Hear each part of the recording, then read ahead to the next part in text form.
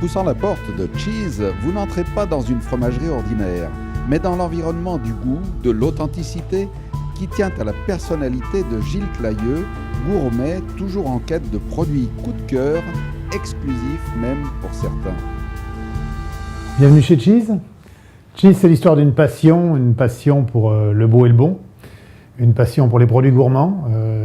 À travers cette boutique, nous avons voulu avec ma femme mettre en scène des produits qu'on a cherchés, qu'on a goûtés surtout, et qu'on a voulu faire partager à des clients. Donc dès le départ, la volonté de mixer un côté tradition, parce que je crois qu'il y a la tradition et le terroir, c'est une vraie valeur, et aussi l'esthétique et la modernité ont présidé à la conception de cette boutique, avec la volonté de notre part de vouloir en faire un lieu gourmand, certes, accueillant et convivial, où on puisse faire partager ce qui sont notre passion. C'est d'abord des émotions, l'émotion c'est vivant, mais ça nécessite dans un cadre dans lequel on se sent à l'aise et dans lequel on a vraiment envie d'échanger et de savoir qu'est-ce qu'il y a derrière un fromage, une bouteille de vin, une plaquette de chocolat ou que sais-je encore. Ici, je ne vends que ce que j'aime. C'est des produits qui sont dans un registre passionnel, c'est-à-dire que si je n'aime pas, je ne vends pas. C'est pas qu'une formule. Parfois, ça peut être un peu sectaire, ça peut être un petit peu réducteur, mais je sais que si je propose quelque chose, je vais être capable d'en parler, je vais pouvoir faire partager l'émotion que j'ai ressentie en goûtant et en appréciant ce produit.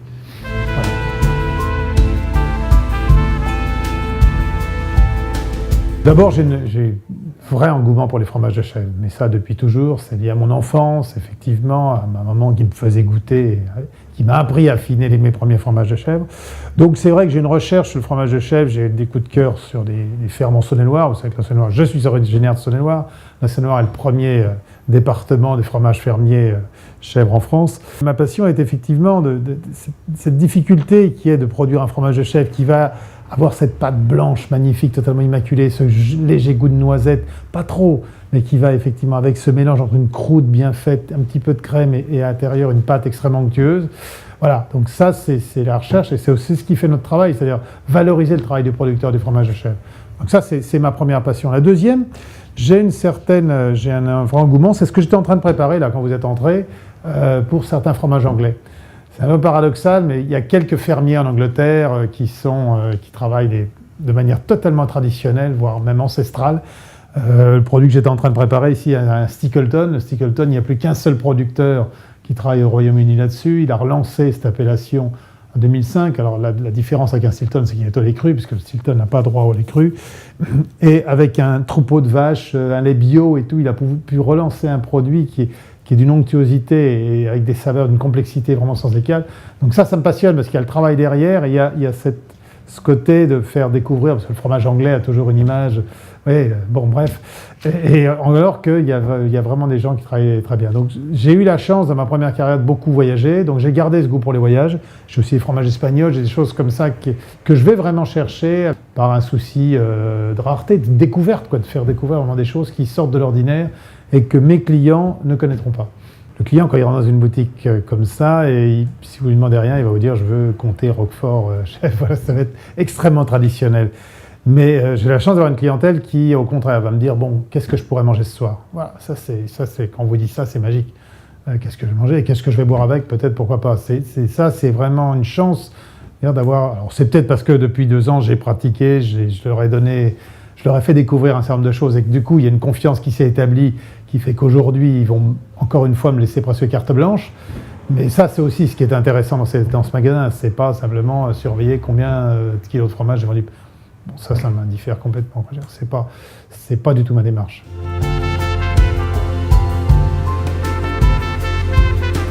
Ce fromage est un bon exemple, je dirais, de ce qui m'amène à choisir et donc à proposer les fromages à mes clients.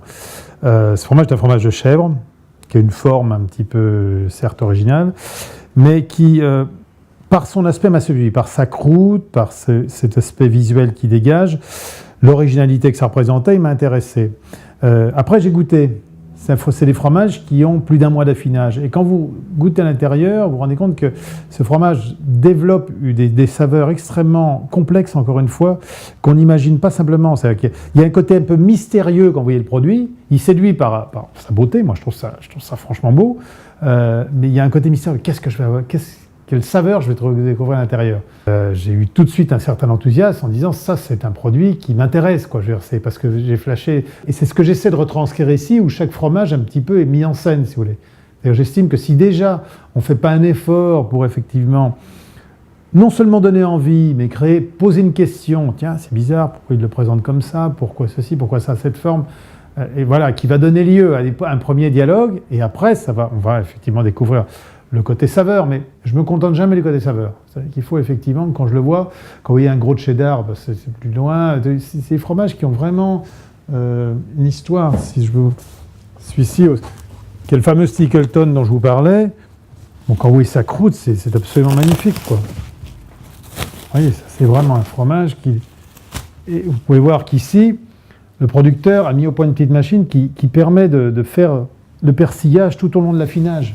Donc vous avez un fromage qui est d'une onctuosité, d'un gras qui est assez exceptionnel. Si j'ai le coup de cœur à l'œil, déjà je vais m'intéresser à aller plus loin. Parce que je suis certain que mes clients, c'est la même chose. Il faut qu'ils aient une surprise et qu'ils soient déjà intéressés en disant qu'est-ce que c'est. Je cherche des producteurs qui naturellement travaillent selon des règles classiques, mais qui aillent plus loin, c'est-à-dire qu'il y a un vrai respect des saisons, qui ne désaisonnalisent pas, par exemple, leur troupeau sous Poidex, on en demande toute l'année. Bon, je veux dire, c'est aussi extrêmement important, qui naturellement ne pratiquent pas l'ensilage, qui investissent dans des séchoirs pour que l'alimentation d'hiver soit effectivement naturelle, extrêmement parfumée et tout. Tout ça, c'est des choses qui sont pour moi importantes.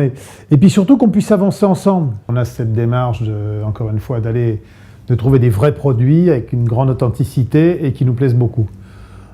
Je peux vous donner un ou deux exemples. Par exemple, le choix des confitures qui viennent de Côte d'Or. C'est une jeune femme qui fait ça uniquement avec les fruits qu'elle récolte dans son jardin ou dans les haies alentours. Il faut aller les chercher soi-même parce qu'elle ne vous livrera pas. Et donc, c'est des produits qui sont soumis aux saisons. C'est-à-dire que la confiture de fraises, quand il n'y a plus de fraises, il n'y a plus de fraises. L'huile d'olive, elle vient de Toscane. Je suis allé en Toscane, on a goûté beaucoup de choses et le producteur a fini par nous mettre au point une huile d'olive très variétale qui est vendue qu'ici. Voilà, c'est encore une fois cette démarche, c'est pas vendre une bouteille d'huile d'olive aussi bonne soit-elle, c'est parce que derrière je connais le producteur, on a goûté X huile d'olive et qu'on a choisi celle-là et pas une autre, c'est celle-là que je vais vendre dans cette boutique.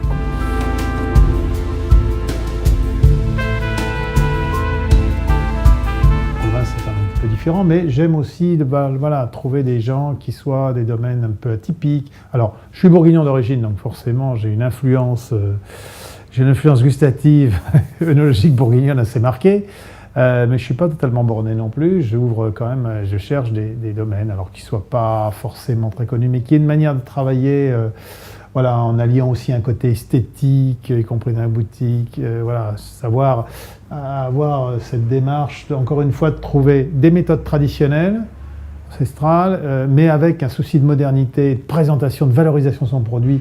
J'ai ici quelques bouteilles dans lesquelles il y a des très jolies étiquettes. C'est important d'avoir ce côté, encore une fois, des gens voient la bouteille, ils ont envie de la boire. C'est plus le côté, encore une fois, un producteur, un produit, une histoire. Rentrer dans une boutique comme Cheese, c'est aussi un moment de surprise. C'est pas que tiens, qu'est-ce que je vais découvrir, qu'est-ce qu'il m'a trouvé cette semaine, qu'est-ce qu'il m'a trouvé. Voilà, ça c'est ce qui m'intéresse aussi. Je crois. Faut pas que la vente devienne une routine. Si, c'est tout sauf un commerce, c'est Cheese. C'est tout sauf un commerce.